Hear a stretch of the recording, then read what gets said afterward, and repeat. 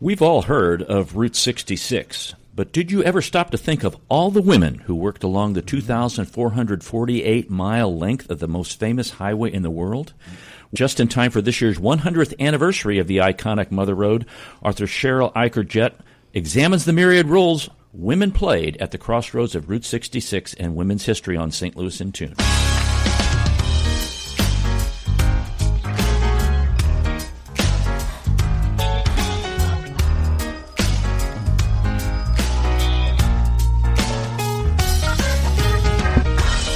Welcome to St. Louis in Tune, and thank you for joining us for fresh perspectives on issues and events with experts, community leaders, and everyday people who make a difference in shaping our society and world. I'm Arnold Stricker, along with co-host Mark Langston. A good greeting to you this morning, wow, Mr. Mark. You're all chipper and everything. Hey. Good to see that. Yes, it is. Good morning, good day. Yes. Good afternoon. Good afternoon. Good evening. Yes, all of that. All wrapped up in one whenever you're listening. But good night. Yes, and a good night, Johnny. We're not signing off, though. Yeah, no, not yet. But hey, it's good to see you. Good to be seen. Good to be seen. We're glad that you've joined us today, folks. We want to thank our sponsor, Better Rate Mortgage, for their support of the show. You can listen to previous shows at stlintune.com, where you can follow us and even leave a review. Our thought to ponder today is by a very important gentleman in the literary realm. Highway 66 is the main migrant road. 66 is the path of a people in flight. 66 is the Mother Road, the road of flight. He's the one who coined the phrase Mother Road for Route 66, none other than, drumroll, John Steinbeck. Oh, really? Yes, and that actually was I don't want to say the foundation, but it was an inspiration for him writing The Grapes of Wrath. Oh, really? Yes. Wow. So I learn things on this show all the time. We do, too. I know. Yeah. Wow. Isn't that cool? I never knew that. He coined the phrase the Mother Road, and that was from The Grapes of Wrath, John Steinbeck. She's been through a lot of Grapes of Wrath herself, I'm sure, but our author, Cheryl Eichar Jett, is an American author, playwright, and journalist with 7 previous books, including Route 66 in Illinois and hundreds of published articles. She's known for her Route 66 and travel writing for Arcadia Publications and Route Magazine. She earned a graduate degree in history from SIUE, and she's traced for a long time the crossroads of women's history with Route 66 and directed 2 productions of her stage play based on that research. Welcome to St. Louis in Tune, Cheryl. Thank you. Thank you so much. It's nice to be here. Now, did the book come out of the play that you wrote? Is that how this kind of all came about? Actually, it didn't, and that's a good assumption because the play came before the book. Aha. But the book did not evolve from the play. Okay, so what was the play about? The play is about the same topic. I actually started researching this topic about 10 years ago. Okay. And I was busy doing an awful lot of travel writing, and so my book was in fits and starts. So I spent a lot of time doing magazine articles and presentations using this material in various groups of women. And I was at a low point with the book where I thought, I'm never going to get around to getting this done. And I just woke up one morning and I just had this, not a vision because I'm not sure I believe in visions, but I could envision these women stepping forward on a stage and telling their own stories. One thing Mark and I were talking about was that it's a great perspective and it's a different perspective on Route 66. And from my perspective, that you just didn't cover Missouri. You covered all the way from Chicago to L.A., and you have stories of Illinois women in here, Missouri, Oklahoma. Mm-hmm. You go down Arizona, New Mexico, California, and it's nice to glean history around that, too. And, Cheryl, just for context, what's the route of Route 66? Where does it start and where does it end, just for those that may not? The eastern terminus, the original eastern terminus, is Jackson and Boulevard, that intersection. That's the Art Institute intersection in Chicago. And then in 1937, it was moved out just a little way onto the new Lakeshore Drive. Okay. And the original western terminus is downtown Los Angeles at 7th and Broadway. But then that was extended too, although it's never been looked at as official, but it became the thing to go as far as Santa Monica Pier. So that 2,448 miles is the number that the National Park Service gives us. They said that is the most accurate average that we can come up with. Mm-hmm. How long does it take someone? I'm sorry, No, you're good. So much swimming around in my head. How long does it take to maybe drive that? I'm sure there's That's something that's often underestimated. People think, I've got a week off. I'll drive from Chicago to Los Angeles. And the thing is, as a U.S. highway, 66 was one contiguous road, although it was built on a series of generally pre-made roads. But once the route was decommissioned, in 1985, it was fully decommissioned. So in other words, in 1985, U.S. Highway 66 was simply removed from the federal highway system. And then the different parts of the highway reverted back to either what they were before or they became something else. So they were either surface streets with a city's administration and maintenance, or a state road, a county road, a township road. Some almost became parts of driveways, not quite, but it was just about to that point. So it's not this contiguous thing. It's signed in each state along the various alignments, but getting back to your question. Good. No, it really needs 3-4 weeks if you're going to really see everything, because if you go shorter than that, what you find you're doing is you're driving the interstate and then you're popping off on this exit and that exit to see something that you want to see, and then you're popping back on the interstate again. So you're not really getting the experience. Gotcha. Okay. So the longer the better. Okay. Fascinating. Yeah, fascinating. And your description in Aprons Away, which is the name of the book, Aprons Away, Women's Work on Route 66, describes a variety of what I would call vocations and places, people, places, and things along the way. Absolutely. And how did you determine which people, which places, and which things to include in your book? I'm always so afraid people are going to ask me what my criteria was. I did have some loose criteria. I preferred that it was women that had passed, women that were not still living. However, I violated that rule right away because there were several locations, particularly some vintage motels, vintage businesses, where several generations of women had operated it. So it seemed really unfair to tell the oldest woman's story and then leave readers hanging, well, who came next? There are several instances where there are living women that are described in this book, but it's this heritage sort of thing. But that was one primary thing. I tried to give a good variety of creative pursuits, work roles. I tried to make it an approximately half and half mix of what I call the visible women on Route 66, and of course those were the ones that served the traveling public. The ones that were a waitress or a restaurant operator or owned a souvenir shop, that sort of thing. And then the other kind of 50% or so of the women were doing jobs, businesses, creative pursuits, vocations that you don't associate with Route 66, but they were there behind the scenes. And they were where people would go to, like hotels or... you have architects in here. You talk exactly. You have the gas station gals, an apron and a coffee pot, public service, artists.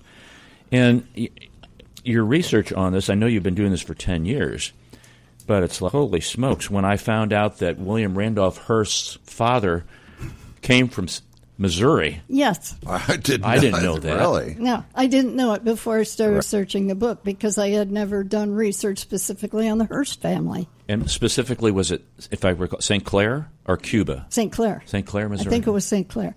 Isn't that crazy? That is. Yeah, that's it really was. And he had made a couple trips to California, and he was one of the few that actually struck gold. Oh, no. He went to the sort of legendary thing that people pursued that most didn't accomplish. He went to California and found gold, made money, came back, got married, and they went back out there. And then the connection with, of course, architect Julia Morgan was incredible. Wow. And she is basically known because she's architect of the Hearst, for the Hearst family. Mm-hmm. She also is the designer of the Los Angeles Herald-Examiner newspaper in downtown Los Angeles, which was originally a Hearst newspaper, but that's what helped to put her on or near Route 66. You know, Mark, one of the things I really enjoyed about this was Black history and women's history are often left out of general history. This really fills in a lot of gaps. It provides not only what I would say, there's black women in this book, too, and I'm glad you did that. There's Native American women in this book, yes, who contributed to all along Route 66 and also. Latina. There's some Yes. Latina women in here as well. So it's a really good, I don't even call it a history book, of not only the highway, but of women and their contributions in the United States during a time of, what would you say the highway would have been, like the mid-30s to maybe the mid-50s? It was designated in 1926. Okay. So, of course, we're experiencing the centennial this year. But one of the things that I always look at Route 66 as, particularly in the earlier decades that you mentioned, it's just a microcosm of American history, because 20s, you've got that roaring 20s thing, the Prohibition, which with Al Capone in the gangster thing in Chicago, we're really familiar with that here. But in Oklahoma, that was, in Missouri, that was a thing too. And then the 30s, with the Great Depression and the Dust Bowl immigrants, that Dust Bowl situation hit Arkansas and Oklahoma. Not that Arkansas is part of Route 66, but I mean adjacent to Oklahoma, the Great Plains. And so we saw those people heading toward California. 40s, World War II affected the whole country, affected all of Route 66, and that's where our four-lane highways, particularly on Route 66, really got initiated, because you couldn't take military traffic on a little narrow two-lane winding curvy highway. So that was a part of it. But when I talk about the Dust Bowl immigrants going to California, we've always had this westward movement, manifest destiny, to go farther and let's make more states out of this Native American country. And so that's just such a symbol of Route 66, is that westward movement. Of course, those of us that are simply tourists, we've got to turn around and come back again. But the Western movement is the symbol of it. And during my research, I found the funniest quote, and I can't say it verbatim, but from Frank Lloyd Wright, because Frank Lloyd Wright also traveled Route 66. Interesting.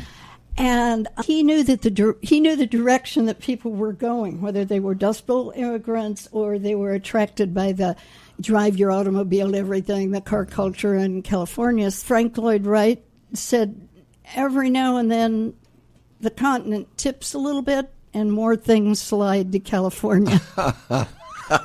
Yeah. Then if the San Andreas Fault goes and falls to the ocean. I tip a little farther. Yeah. But I love that quote. And there again, it's not word for word, but I just think it's such a great quote. And it so sums up, because I'm old enough, I remember going to California in the back seat of Dad and Mom at the wheel and heading from Illinois to California because you were going to Disneyland and you were going to Marineland of the Pacific. And my dad, as a young man, had been to Hollywood where he worked a while, so of course he wanted to see Hollywood again. And it's just a trope. It's just this thing where you had to go to California. Yeah. Wow. Yeah. Your biggest surprise in researching this, and other than William Randolph Hearst's father, or either in a category or for a person or for one of the states?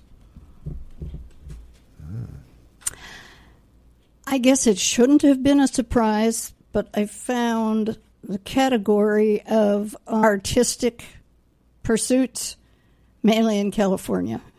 And there again, just what we were talking about. Right. So I guess it shouldn't have been a surprise, but it was, because I had this chart while I was working on the book, and I had two sides to the chart. And one was how many women in each category of pursuit or vocation, and then how many people are in each state.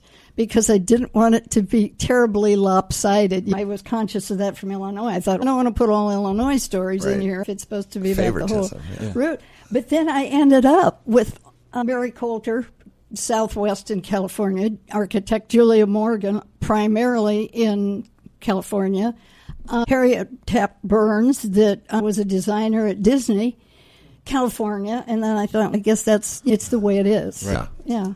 And the surprise that I have found really after I finished the book is how surprised readers are at, this woman did this at the Pursuits or at, and really there again, that shouldn't be a surprise. Women were working at all these things all along. Yeah. But is it a surprise because we just haven't heard about it? Yeah. But I think that, and there's another little piece of that too, because some of these women are not, they're not well known. Mary Coulter's pretty well known, Julia Morgan, at least in architectural circles.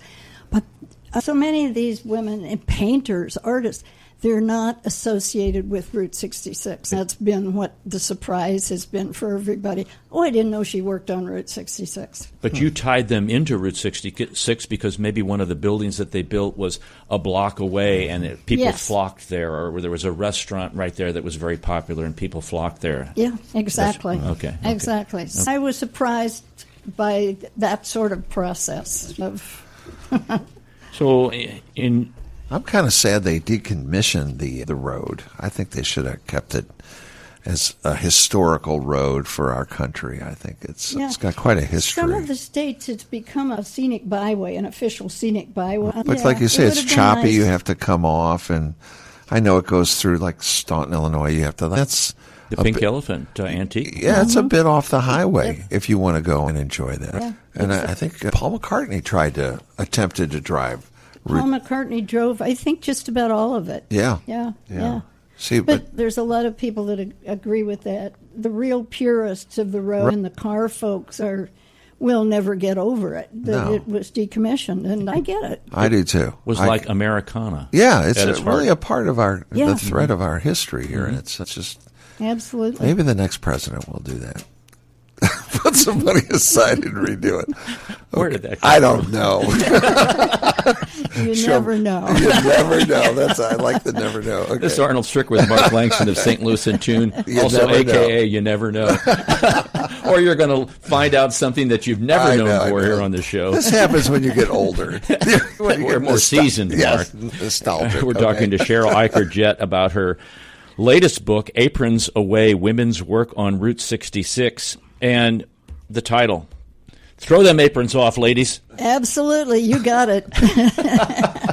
But the women contributed more. I guess sometimes some people think that during the wartime, women really stepped up and did a lot of work. But these women were all the time. Didn't matter if it was wartime or not. Absolutely. They were there contributing. And historians, particularly women historians, have argued for years over whether the World War II years were a watershed moment or not for women going to work, and most conclude that it was not, because either the jobs they did were no longer needed after the war, or other menfolk came home and took the jobs back. But the other argument to that is that those women gained work experience in very specific trades, and they gained confidence that they could do those jobs. So I would like to argue that it certainly wasn't a total waste. No. And it also seemed applicable to other kinds of aspects of a profession. Maybe you were running a hotel, but hey, if I've done that, I can run this other business here. Absolutely. They gained skills that were transferable. Yeah. Right.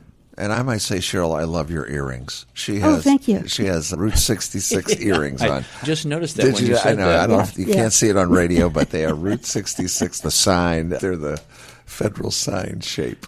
Do you have a favorite woman in here, or women? And it could be several. Oh. Yeah, there's several. I've been art and architecture fans all my life. So I can't help just love Mary Coulter and Julia Morgan and some of the visual artists, some of the mural artists in here that really struck me. There were other women, just odd stories that I just really loved. One is in St. James, Missouri. the first female mayor. Yes. And you probably came Yes. upon that. I love her saying. Yes, absolutely. So she took advantage of the fact that women had gained the vote, because when they moved to St. James, they didn't have children, and she thought, oh, this town could use some cleaning up. So she ran for mayor the first time in 1921, and the women were able to come out and vote. So that was great. And she served 3 more terms, and she did a lot to clean up the town, and I think she planted the seeds for public utilities, that sort of thing. But my favorite thing, of course, is she had signs made. So when you entered St. James and when you left St. James, it would say something like, please drive slow and enjoy our beautiful city, drive fast and see our beautiful jail. I love it. Yeah. We need more of those signs. Yeah, exactly. She just had that sass. Yeah. She just had that sass about her. And then there was a woman in Groom, Texas, that just had that same sense about her. Her name was Ruby Denton. She came from super average, probably poor family. She worked in restaurants, waitressing and cooking, and she was known as a fabulous cook. When the fellow retired from the restaurant that she was currently working at, she wanted to buy it, and she went to the bank, and they told her flatly, we don't loan money to divorced women. Oh, that's terrible. So she had a network of friends and distant relatives that somehow came up with the money. But Ruby was a really sassy person, and there's some funny stories about her. I was lucky to interview one of her daughters, and getting to know the daughter, I think the daughter was really a chip off the old block, because when she'd tell the Ruby stories, her mom's stories, it was just like, wow, this sounds really authentic. But anyway, she was feisty, and they all knew her as that. And one day there were a group of men that came in off the road. There was parking there, and they pulled in, came in the restaurant, and one of them either went back out to the car to get something or went in the restroom or something, but he disappeared for a minute. And I think Ruby just had that sense as though if waiting on people, you know how many people there are to take care of, or there are 3 people or 5 people or whatever. And this guy popped up behind her when he came from wherever he was, and she jumped. It startled her, and she jumped, and I think it messed up her mental count of how many people she had there. And she had an attitude toward this group until they finally left, and she said, I wonder who those people were. And somebody in the restaurant said, Ruby, that was the Oak Ridge Boys. Oh, no. But it just demonstrated she was pretty feisty with people. She had a good heart, and she liked people, but she was feisty with them. So I just thought that those 2 stories are just so fun, and the edge maybe that those women needed to have at the time. Arnold sings Elvira all the time. Oak Ridge Boys song. He had to clarify I that. know. Elvira. Come on, you can do it. He does it all the time. It's that low note. I don't know how you do it. you got me speechless here. I was amazed at especially and maybe I shouldn't be amazed, in Southern California, how some of the women were accepted, especially in the architectural area, in the early 20s. And they were going to the San Francisco School of Architecture. That might not be the name of it, but for lack of better words, that's what I'm calling it. And then they got on firms right away, and then they were designing buildings and that are like prominent buildings, and they had their own firms. And it was like, for that to happen that early, that was a real significant thing. And for them to be, my words, allowed to, because you just mentioned that story about this. Exactly. She wants to go buy this place, and they're not going to give her a loan because she was divorced. Yeah.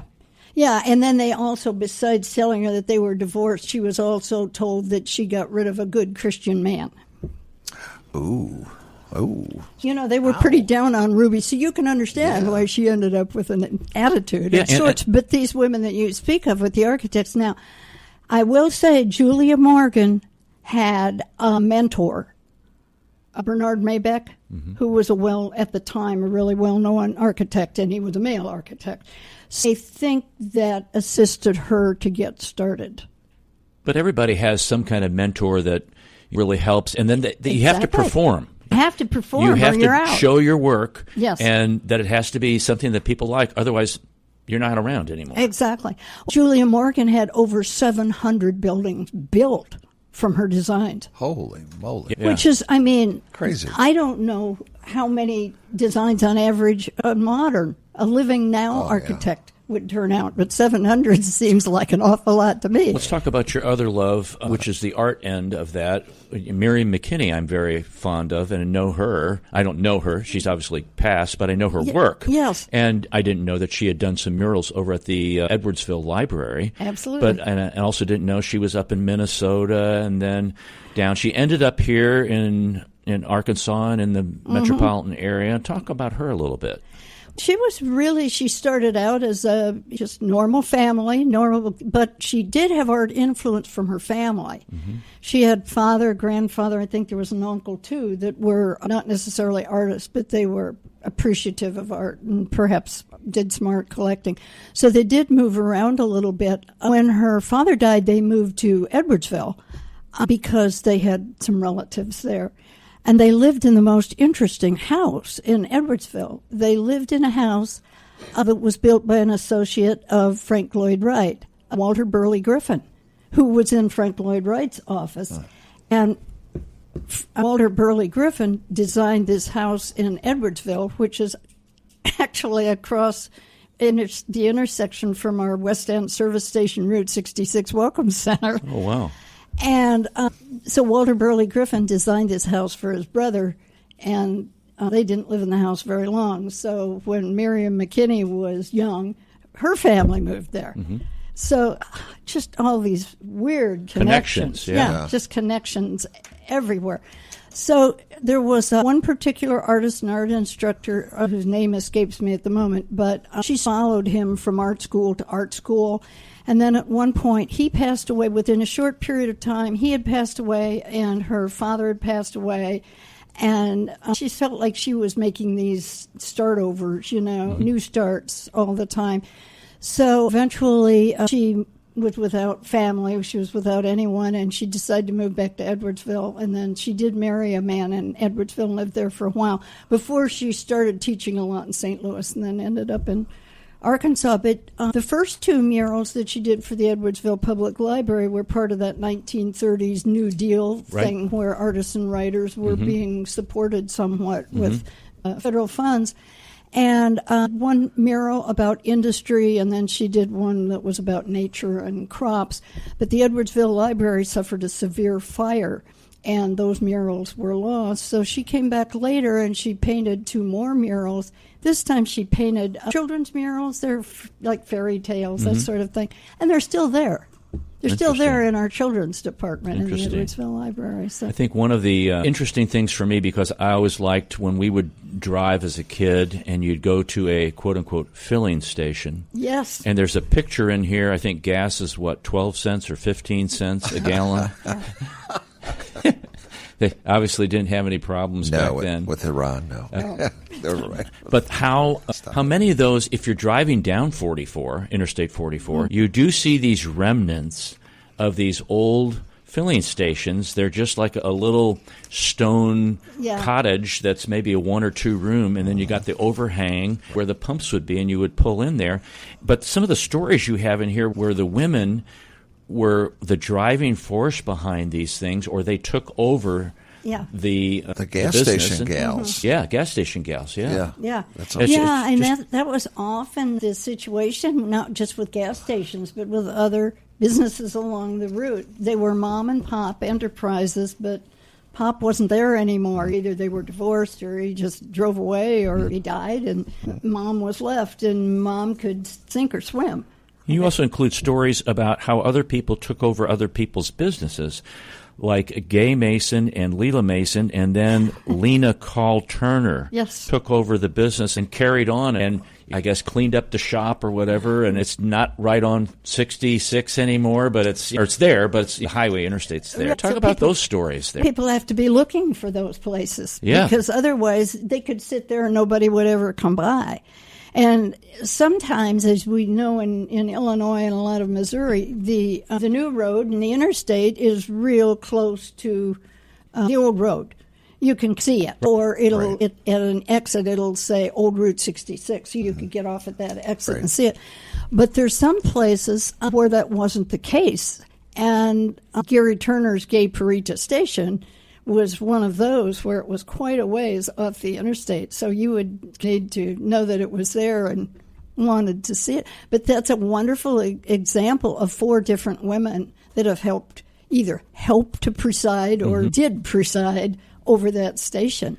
And, of course, there's a living woman there now because Lena Cole Turner's daughter, Barbara, and her partner have it carrying now. on. Yeah, they're carrying on. Isn't that great? And they're one of the wonderful. favorite places in Missouri to stay. You could not find more hospitality than you find. They have added to the kind of little complex there, and they've got a covered patio sort of thing. And when you drive in there, her partner George is right there, and he says, "Can I get you a Coke? How about a slice of watermelon?" Oh, yeah, okay. Ooh. I'll take both. Yeah, exactly.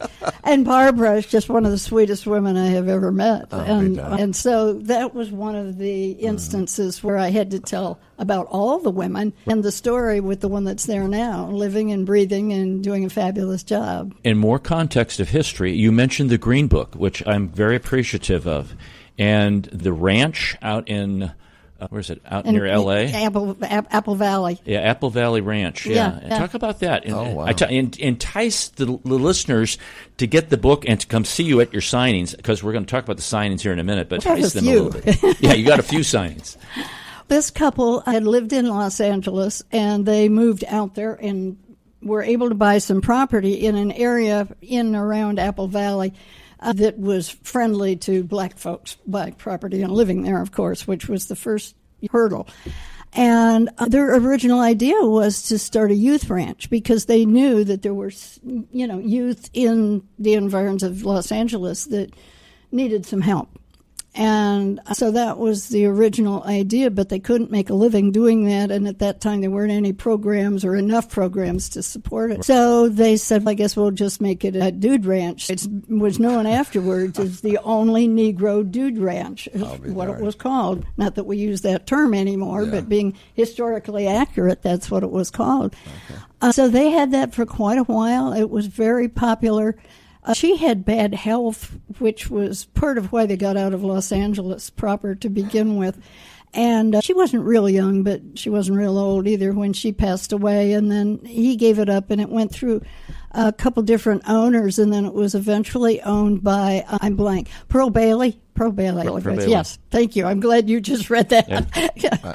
And I think of various things. Times were changing. Some of the black-owned business stories that I read, the owners were, darn, we got civil rights, but now the blacks don't have to do business with us, so we're losing our business. And the ranch is long gone. But along grocery stores along the way, gas stations along the way, places, hotels, etc. along the way where you had to find a place to stay. And these were advertised in the Green Book, and I'm glad you included that. Yeah. We're going to take a brief break, and we're going to come back because we're going to talk about something that famously sat on the riverfront in St. Louis that was designed by a woman who's mentioned in this book. This is Arnold Stricker with Mark Langston of St. Louis in Tune. Don't go away.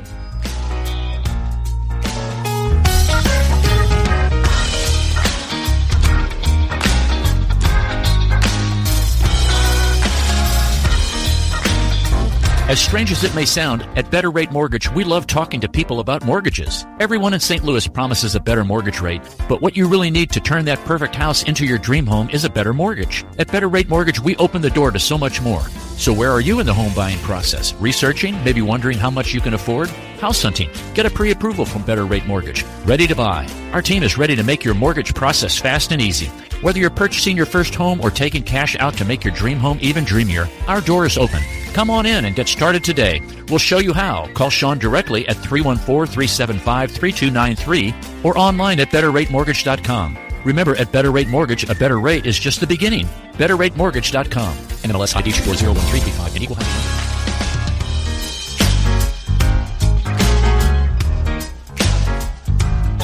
Welcome back to St. Louis in Tune. This is Arnold Stricker with Mark Langston. We're talking to Cheryl Eichar Jett about her book, Aprons Away, Women's Work on Route 66. And this particular woman, I was just floored because Mark and I have both been on the Admiral before, the SS Admiral. Folks, if you're not familiar with that, you can goggle it and find out what it was about. And also, didn't only design the Admiral, but also designed another ship. Talk about Maisie Georgiana Krebs.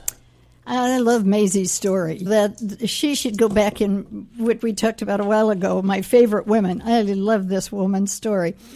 Maisie grew up in a vaudeville family here in St. Louis. She was a vaudeville brat. And when she wasn't on the road performing with her family, she attended public school here in St. Louis. And she was very creative, very artistically creative. And she went through high school here and won a scholarship to Washington University School of Art. She went to Cleveland High School, folks. Yeah. Crazy. This is crazy talk. Wow. Keep going. Sorry. And no problem. I know it's a thing that St. Louis is more high school oriented. I don't know I'm why, an Illinois girl, so yeah. I don't know if we do that or not. Yeah, yes, maybe we do. But anyhow, so Maisie went to art school, but the scholarship didn't pay for everything, and her family was out doing what vaudevillians do on the road. And she found had to earn some money, so she taught dancing. And she just got tired of doing everything, the way she put it in an interview. She said, I had to do everything. It was too much work. I was going to school, and I was drawing, and I was teaching dance. And so she quit school. She had a scholarship, but she quit school. But she had enough art training and enough talent that she talked her way into the famous bar company. Back when people actually drew fashion ads for the newspaper advertising, and so that's what she did. She drew fashion ads for Famous Bar. Then she worked out of an ad agency also in St. Louis, and her ad agency, and I believe she did some of the work for a ship or boat company up in Alton, Breakfast Steamer Company. So then she took a little jaunt up to Chicago, where she worked on exhibits for the World's Fair, 1931, 1932 World's Fair. And while she was up there, a representative from the Breakfast Steamer Company came to her. This story is documented, but it sounds so contrived to me that okay. I'm not sure. But the story, as it's been written and researched before me, is that this captain from the Stretfus Steamer Company came up to Chicago, or maybe he was already there visiting the fair, but talked to Maisie and said, you know that ad agency in St. Louis that you used to work for? He said, I've got a steamer, the president, that I'd like them to do some work on. Maybe they could do some design work for me. Of course, Maisie submitted her own designs, and she got hired. And then when it came time to do the Admiral, then she was called back. And the training and the work that she had done in Chicago made her very aware of the sort of newfangled Art Deco design. And she loved that, and this Captain Stretfus was really wanting to do something different. He wanted to go the exact opposite direction from the old-time gingerbread calliope playing type of steamboat, that's something to take us into the future. And so that really, I think, it's my opinion, but I think that's one of the biggest reasons that Maisie got that job, because she was equipped to handle that style. And style she did. Everything was just elaborate and beautiful. And what an iconic boat that was. I read that back in those days that a woman didn't feel like she'd had a good time on the Admiral unless she had visited every one of the ladies' restrooms, because they were all styled differently and so very beautiful. Is that right? I've never been in the women's restrooms on the Admiral. I would hope not. I know. Really. What are you saying, Mark? I don't know. We're on the air here. I enjoyed being on the Admiral a lot, but I never knew that. I think he's explaining why he didn't know this. I'm throwing you a rope. I found that along with every one of these things, just like constantly blowing my mind. The documentarians. Oh, aren't they wonderful? It just goes on and on. Your research of this and the people that you've selected for this, just outstanding. Thank you. Thank you very much. And along those lines, I had to cut so many of the stories that I had collected that I have enough for a second volume. I was going to say, is there a part 2 coming? I knew it. That's not official. The unabridged version. That's a thought in my head at this point, but I would say you need to do that. Physically, there is enough material for a second volume. So speaking about material, the book is published by Reedy Press. It can be purchased at Reedy Press, reedypress.com. Yes. And also, if you wanted to meet Cheryl, she has some presentations and book signings. Now, I'll post this on the podcast page, but write these down unless you're driving. Okay, so Saturday, June the 6th. Why not? Who cares? in Edwardsville, Illinois, at the West End Service Station. June the 11th at Wait. You're going to be at a service station? Yeah, it's along Route like 66. a gas station. It's the visitor center for Okay. All right. Yeah. Sorry. The filling station. It's really great. The filling station restored into a visitor center. Okay. All right. I love it. Thursday, June 11th at 6 Mile Regional Library in Granite City. June 13th at the... That has been moved to later in the year, so tell people to be determined. Yeah, okay. to be determined. All right, so cancel that one, folks. We're going to go back. That one's been moved to a different There's date. a book signing June 13th in Edwardsville City Park. June 14th at the Old Courthouse here in St. Louis. June the 17th at the White Oak Library in Lockport, Illinois. A book signing June the 20th at the Litchfield Museum in Litchfield, Illinois. July the 23rd in Alton at the Hainer Public Library. The 9th of August at the Litchfield Museum. The 13th of August at the National Museum of Transportation on Barrett Station Road. Wow. There you go. We'll post those so you can get those, and make sure if you want to get the book, you can get it there, or you can see her and have it signed. Are you going to? I know it's a presentation. What do they do at a presentation? Do they go, "Here's your book"? Is that what they do? It seems so. There's a lot of words that float around that are somewhat interchangeable: program, presentation, book talk, lecture. And some people use one term and some use another, and I think it's all. But exactly, a presentation, it seems like somebody should get a book or an award. Yeah. I might add that there are quite a few more events that are not on the list that you got, but they are on my website. And your website is? Cheryl Eichar Jett.com. You better spell I'll post it all. that at Cheryleichharjett.com. Yes. And I'll post that on the website also. I have a crazy question. I'm sorry. We're talking about words. It's from the guy that has never been in the women's bathrooms on the Admiral, and he admits it.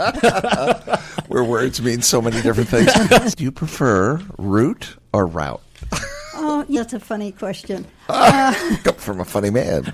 I'm a route guy. Some people say route, some people say route. Our own tourism bureau across the big muddy Mississippi is Great Rivers and Routes, but they handle Route 66. The route things got implanted in Bobby Troupe's song, and since then, even if people normally say route, they usually say route. So if you look it up, then it talks about British pronunciation and English pronunciation, and then are you using it for this purpose and that purpose? So say what you want, but generally for this highway, it's route. I can't see Nat King Cole and the trio singing "Get Your Kicks on Route 66." Can't do it. Goes back to my broadcast days in school. Absolutely. It was a big conversation, route and route. Okay. And I think route is supposed to be the way, but route has developed. Yeah. That's a good question. It's a fun question to figure out how people like it. Yeah, well, folks, if you have more questions for Cheryl, you can meet her at one of those places, but you need to get her book, Aprons Away, Women's Work on Route 66. Cheryl Eichar Jett, thanks for coming in today. Thank you so much for having me. It was really a lot of fun. Thank you. We're going to take a brief break, and Cheryl, you're allowed to stay here if you want. We're going to wrap things up. This is Arnold Stricker with Mark Langston of St. Louis Tune. Catch some more mental floss about Route 66 in just a moment.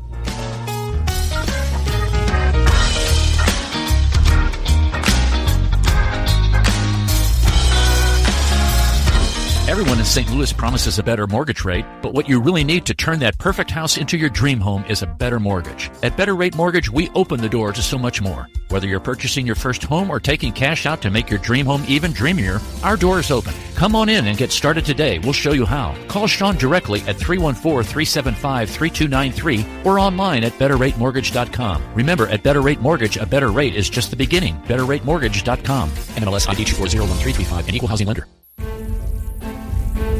This is Arnold Stricker of St. Louis In Tune on behalf of the Dred Scott Heritage Foundation. In 1857, the Dred Scott decision was a major legal event and catalyst that contributed to the Civil War. The decision declared that Dred Scott could not be free because he was not a citizen. The 14th Amendment, also called the Dred Scott Amendment, granted citizenship to all born or naturalized here in our country and was intended to overturn the U.S. Supreme Court decision on July 9, 1868.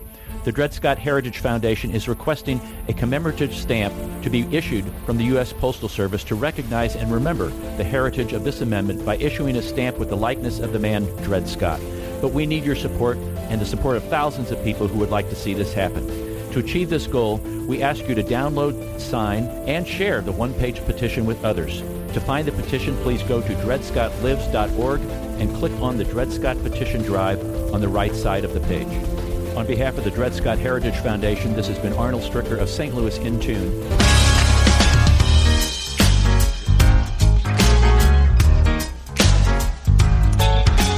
Welcome back to St. Louis In Tune. This is Arnold Stricker with Mark Langston. Thank you for joining us. Aprons Away, a woman's work on Route 66, Cheryl Eichar Jett. Got to catch that book, folks. Very good. Yep. Great paperback. Fun read about the 2,448-mile journey. So some mental floss here, Mark, about Route 66. In 1928, promoters held a foot race across Route 66. Now, not just going the width. This is the length. Charles Pyle spearheaded an ambitious promotional plan for the new highway, a race from L.A. to New York City, which was not the end of Chicago. Was the only catch. The race would happen entirely on foot. He dubbed it the Transcontinental Foot Race, though some skeptical newspaper reporters soon began referring to it as the Bunyan Derby. Yeah. The prize was $25,000. Nearly 300 runners set out to sprint across the country. The first 2,400 miles of the 3,400-mile race followed Route 66 with checkpoints in towns that had agreed to finance. Ultimately, Cherokee citizen Andy Payne took home the title. If you drive through Oklahoma on Route 66 today, you can still find his statue. And take a moment to consider how lucky you are to reach your final destination on wheels and in fewer than 573 hours.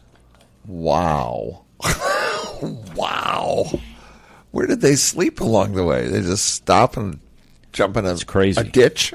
Crazy. Anywhere they could. Yeah, right. So I mentioned about John Steinbeck earlier. Yes, I remember. And he nicknamed Route 66 the Mother Road. It's gone by many names since its 1926 inception, including America's Main Street, but Steinbeck's the Mother Road. In his Depression-era novel, The Grapes of Wrath, he tells the story of the poor family who flees Oklahoma for California during the Dust Bowl. They travel along Route 66 with thousands of fellow migrants. He said, 66 is the path of people in flight. 66 is the Mother Road, the mother of flight. Wow. That's great. There's a couple other things. The Great Depression spurred thousands to head west, which we just kind of found out. The New Deal helped finish Route 66. Oh, I didn't know that. Has a long military history. It crosses how many states? I'm going to have to think about that. Let me see. 8 states. 2,400 paved miles. Ran from the Great Lakes to the edge of the Pacific. So we have Missouri, Nebraska, Oklahoma, Texas, Arkansas, Arizona, and New Mexico before arriving in Southern California. The longest stretch drivable is in Oklahoma. Wow. Okay. Who knew? We're going to have to find that drum roll for you. Yeah. I'm not sure where it went. I think the drums are... The snare's been turned off. They're working on the drums somewhere over there. Oh, wait, I think we found it. Okay. Next time. You have any day? Is it Route 66 Day? No, it should be. It's American Indian Citizenship Day. Well, that works, too. Yeah, doesn't it? It's close to what's been happening here with what all we're this talking stuff. about. I know. National Bubba Day. Ooh. That's every day, isn't it? No, it's not. Depends on who you meet that day. I know it. Let's see. National First Ladies Day. Okay. I don't know. My wife was a first lady when I was a mayor. She was the first lady of Maplewood. Yeah. She even has a shirt that says First Lady. She hated it. Okay. National I Love My Dentist Day. This is your favorite day, isn't it? It is. Arnold's had more work. You have more work in the dentist chair. I know. I can sleep in the dentist chair. It seems like every time his kid is going to college, you have a lot of work. Or he needs a car painted. You have a lot of work done. That's what I said one time. I went into the oral surgeon. Oh, you got to pay for your new car. I believe it. National Rocky Road Day. Do you like Rocky Road? Anybody? No, you're not a Rocky Road guy? I'll eat it. Will you? Yeah. Okay. I'll eat all ice cream. Yeah. Let's see. Republic Day in Italy. If you, I have a friend going Republic to Italy. Day? Which government are they on now? Who knows? I know. 513th? And this is for everybody. National Leave Work Early Day is today. So we're going now. We're not going to finish the last 10 minutes. We're done. We're out of here. Sorry. Okay. We're just going to go quiet. We don't have any fun on the show. It's going to go quiet all of a sudden. And that's just a few of the many things that Congress has passed because they're doing that instead of the important things of life for us. National Best Friends Day. How about that? That's coming up. National Best Friends Day. Okay. World Bicycle Day. Yeah, great. Are you still riding your electric bike? Yes, I am. There's a big thing about those lately. I love them. About the young kids, the youngsters. They're all riding them too now. Yeah, running people off. They don't pedal. They off just the sidewalks. They just turn the throttle on. I was just looking at one the other day, going, "Gosh, if I had that when I was a kid, I probably would have been in a lot of trouble. Yeah, or run into a lot of things. Or no, that's why I have a bell. I wanted a truck horn for my bell. You need one of those. Yeah, you need a train horn. Yeah, that would be great. That'd be great. Okay, there you have it. All right, Mark, do you know if mediums can communicate with the dead? Just imagine what a large can do. It's going to get worse, Cheryl. You know what? I got news for you. Guy got pulled over by a police officer and said, "A speeding ticket? What am I supposed to do with this?" Police officer said, "You can collect them, and when you get 5, you get a bicycle." Love it. So don't laugh too hard about this one. In their first biochemistry class, medical students were standing around a table with a urine sample. The professor dipped his finger into the sample and then tasted it. He then asked the students to do the same. They felt uncomfortable, but after some time, all of them followed his example and tasted it. After everyone finished, the professor said, "This is really important, folks. I'm serious. The most important skill is observation. I dipped my middle finger, but I tasted my index finger. Today you learned how to pay attention." Oh, my gosh, that's good.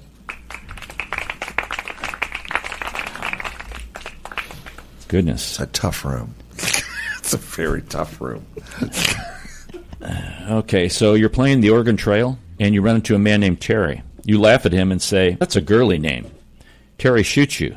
You have died from dysentery. Wow. Arnold.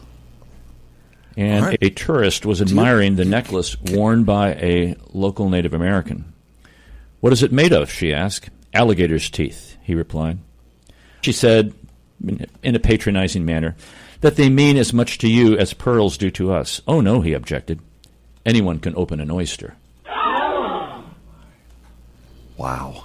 Kiss your wife with that mouth? And lastly, I was the best man at my brother's wedding in Paris. At the reception, I raised my champagne glass and said, "Egg, cinnamon bread, and maple syrup." It was a French toast.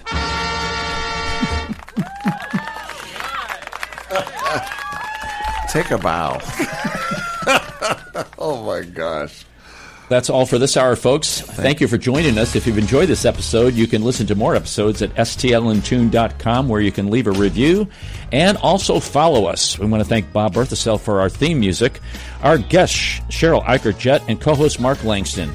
And we thank you for being a part of our community of curious minds. St. Louis in Tune is a production of Motif Media Group and the U.S. Radio Network. Don't forget, keep listening, keep learning, walk worthy, and let your light shine. For St. Louis in Tune, I'm Arnold Strickler.